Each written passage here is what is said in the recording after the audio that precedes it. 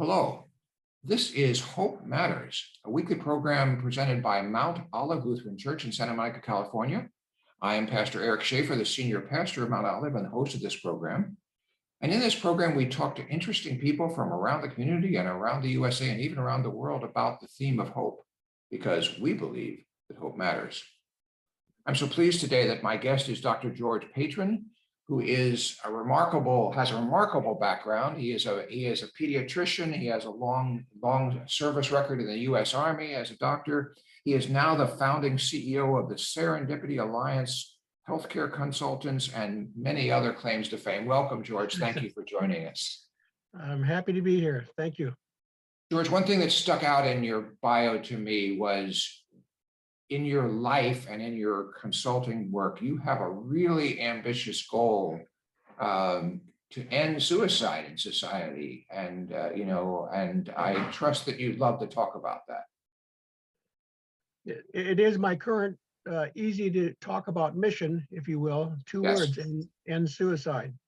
And that's in our society worldwide, not just the United States, and in our lifetimes, hopefully.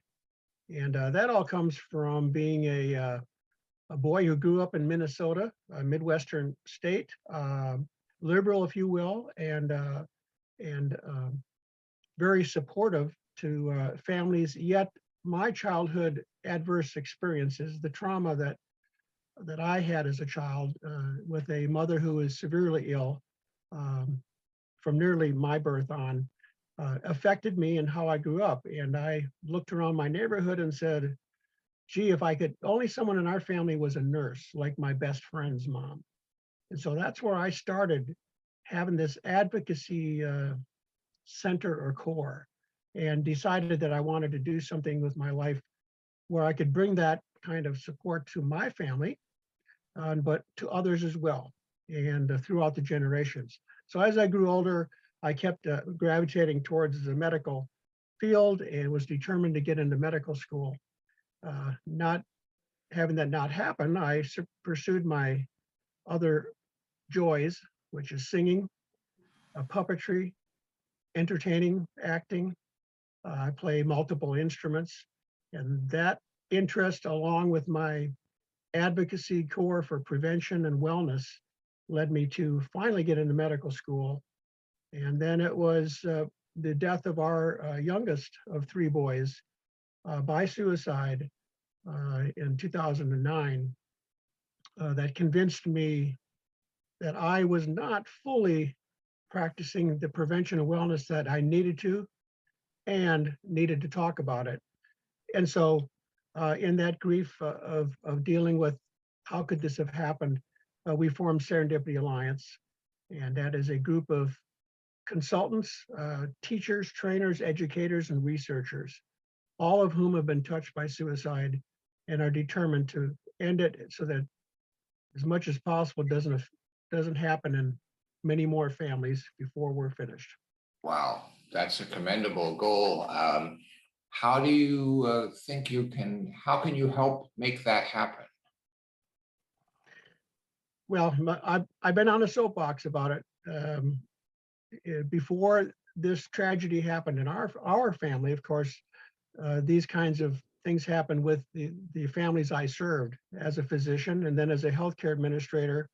After 10 years, I asked the Army and Department of Defense to let me go back to school and get a master's in healthcare administration, because I felt in my heart and my core that every day in the clinic, there were so many things left undone.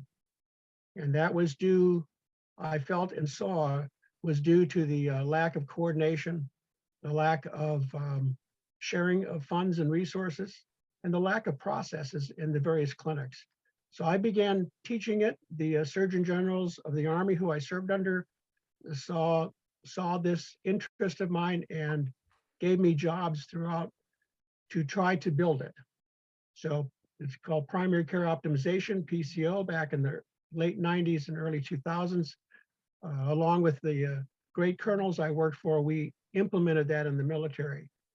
So what I've discovered, and in Serendipity Alliance we agree, is what our culture is lacking is a true emphasis on prevention and wellness as opposed to crisis intervention.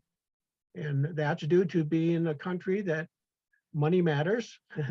we know hope should matter more than making that living.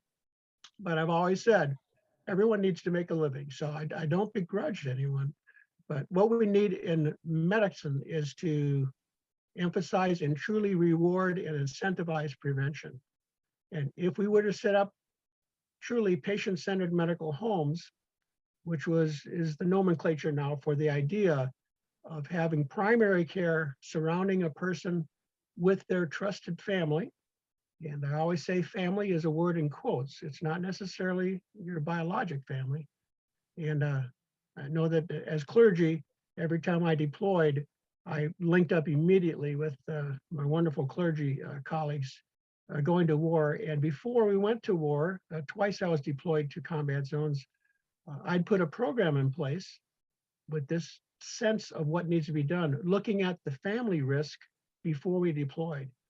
And I learned and I heard from the troops, service members, that I was a horse of a different color, if you will, that no one else had done that. And it helped save the mission. There were troops that did not have to redeploy back early from the mission because we had taken care of looking at family and are they surrounded? Do we have wraparound services for them? So that's the ongoing, our answer is to have a wraparound medical home. And every time someone enters our system in a crisis, that wherever they enter, we say, who is your primary caregiver? Who is the team? Where do you get your care? And most times and often, a person says, I don't care, emergency room, wherever. That's a problem. Yep. So that's what's lacking. And that's what we need to continually move toward, is a wraparound service with a safety health team around every individual. And ideally, we need to do that before anyone goes into crisis for any reason. It's called setting up a safety health plan on first interaction. So that's what I teach most often. And with Serendipity, we are a pro bono nonprofit. If anyone comes our way by Serendipity and enters our circle, if you will, no matter if it is someone living in Germany, we have members of our team in Germany still in the service, all around the United States. Since I've started that organization, you know that I started humanitarian clowning and also have international wonderful people who clown around the world. If a person enters the system and needs help, then we ask, where is your primary care center? Where is it? And if not, you don't have it, let's help you get one, develop it, and then go on from there. And that I know because I've practiced what I preach. When I was in command, we did that very thing in the clinics and hospitals that I had authority in, and we turned suicide rates around. Wonderful. There's so much more we can talk about, but I want to hone in on this just a little bit more. If there's someone viewing this that is contemplating suicide, can you give some suggestions for where they should turn? But we do have, the national suicide prevention line, of course, to call 1-800-SUICIDE. And now the 988 is going to be the 3-digit number passed by Congress, so that like 911 for emergencies for fire and police, this will be a user-friendly line where crisis and intervention teams will be on call. Most states now are setting up teams where a mental health or behavioral health person goes out when a call comes for a mental health type of an issue, especially suicide. So the important thing is to reach out to someone if we have suicidal ideation, we're thinking about injuring ourselves, we're feeling like there is no more hope. And all of us can enter into that, as you know, into that dark space just through normal life experiences. So I think all of us in our society anymore and worldwide have post-traumatic stress. and it's how we deal with it. And then I'm always advising parents if they're concerned about their children. They've heard my story, and even with all my advocacy and intensity about providing great health care and health, lost a child. So very open about that. They come to me and then I say, let's look at setting up a safety team. Let's ask the person, your child, or if it's a spouse. And of course, in the geriatric area, we have many who in their senior years are feeling like they don't have hope. It's to surround them with a safety team who will hold their hand, be with them until we get them in a better place. Wonderful, wonderful. And we don't have time for many of the other, but I do think we should mention Patch Adams. I know you have some experience working with Dr. Patch Adams, and you mentioned the clowning. In addition to all your acting, you put clowning into your medical work, right? That's exactly right. That's probably my main message of hope to military families with post-traumatic stress disorder and brain trauma and so on, so rampant and so evident in military families and service members. I met Patch Adams again in the universal serendipity realm, going through medical school. I joined up with fellow students to have holistic medicine folks come and speak to us at the university, not just the straight line medical themes and so on. And we invited Patch Adams shortly. It wasn't too long after he had gone through medical school. And if you watched the movie Patch, you know that he fought the medical system to graduate and brought laughter and humanity into medicine. So I heard him speak. I walked up to him after his lecture and said, "I'm George Patrin. I'm in medical school here. I love what you're saying. You don't charge for your services. When I'm finished with the military and I'm going to owe about 7 years for my scholarship, I'm going to look you up. I'd like to come and volunteer and work for your Gesundheit Institute." I said, "George, I'll be glad to see you." And he's a tall guy. He's about 6'3", I think, and has a very noticeable voice. Ironically, I stayed in the military. I didn't get out. And then now my son has died. I'm tried for 2 more years in the military to get my colleagues to see the light as I could see it now from the other side of this mirror. And they weren't able to change. So I said, well, I think it's time for me to retire, to take a break from you and the Army take a break from me. Ironically, on one of my last days in Washington, D.C., who's coming to Washington but Patch Adams to speak to the wounded warriors at Walter Reed. So once again, I sat and listened to his discussion about humanitarian clowning, trying to build a free hospital. And I walked up afterwards and said, "I look a little different now, Patch. I have no hair and you still have long hair. But I walked up to you all these years ago, 20 some years ago." He said, "George, you got to go on a humanitarian clowning mission." And so I joined Patch and International Clowns going to Russia in 2012, and my life was changed. The grief I had over loss of my son, my intense post-traumatic stress over being unable to change the healthcare system as much as it needed to change to date.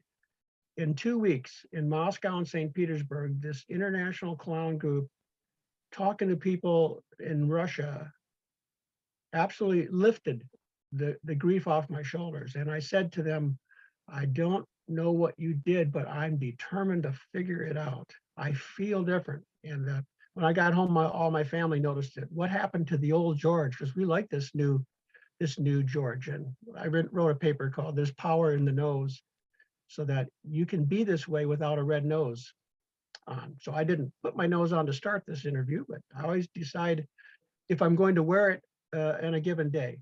At any rate, what came about is Patch and I sat down and we, on a napkin, if you will, at the airport, scripted out a research project to bring veterans who were really having trouble, were suicidal, having trouble with their post-traumatic stress, take them on a humanitarian clowning trip, never having clowned before, and see if they had the same effect that I did.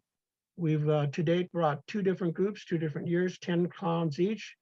You can guess that what we did is we set up like a primary care clinic. We had an integrated behavioral health into primary care team. We brought social workers with. We picked the clown team to represent all the areas that a person might need. And so we wrapped ourselves around each veteran, and each of us took on a vet as a clown buddy, like a combat buddy. And to a person, all 20 of the vets who have gone came home, and they were also new people. They, as many of them said, I have a renewed hope that the child that was locked within me is now freed again. I know now with everything I have experienced, I can love, and I can give love and receive love that I wasn't able to before these 8 days. It was just 1 week. And so still looking to bring that knowledge to the medical world, along with Patch Adams. And that's an answer to your question as well. If a family has a service member who just doesn't seem to be improving and benefiting from their VA or other medical care, consider contacting Patch Adams at the Gesundheit Institute and see when the next veteran trip might be. That might be along with horseback riding, mountain climbing, all the various things we've come up with that help anyone with post-traumatic stress be able to relieve that intensity and change their thought patterns. Clowning may be a way for them to improve and to recover.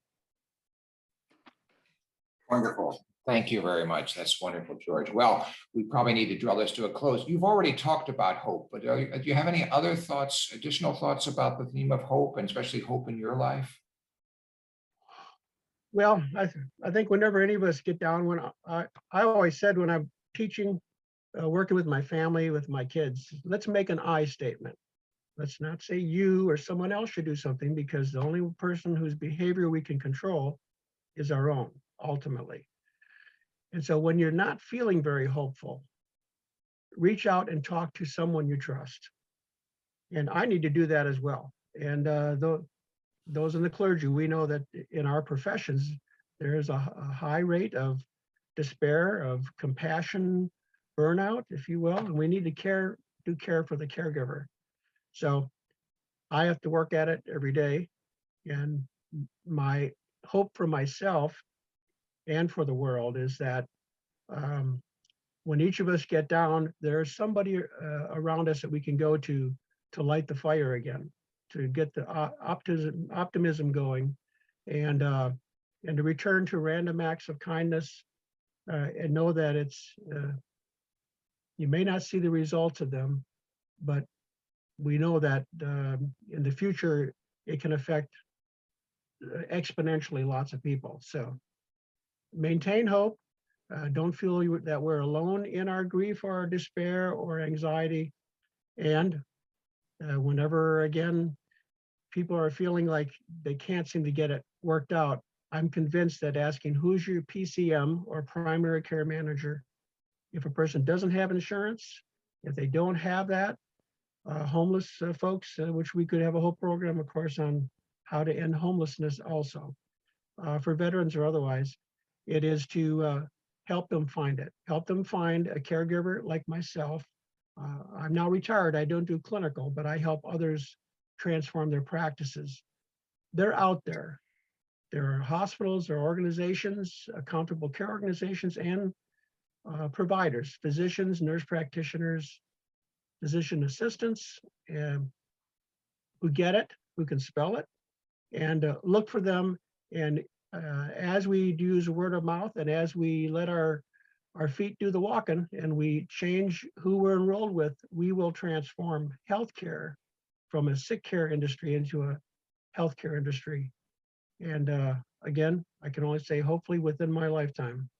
Oh, that's great hope. Thank you, George. Well, thank you for joining us today on Hope Matters. I really appreciate it. This has been Hope Matters, a production of Mount Olive Lutheran Church in Santa Monica, California. Our guest today has been Dr. George Patrin, who is a medical doctor, retired military officer, and a crusader for healthcare reform and suicide prevention, and so much more. Thank you, George. We're so glad you be with us today. My pleasure. Thank you. This is Hope Matters. We'll look forward to seeing you again next week, because we believe that hope matters, and we believe we have a God of hope. Thanks for joining us today.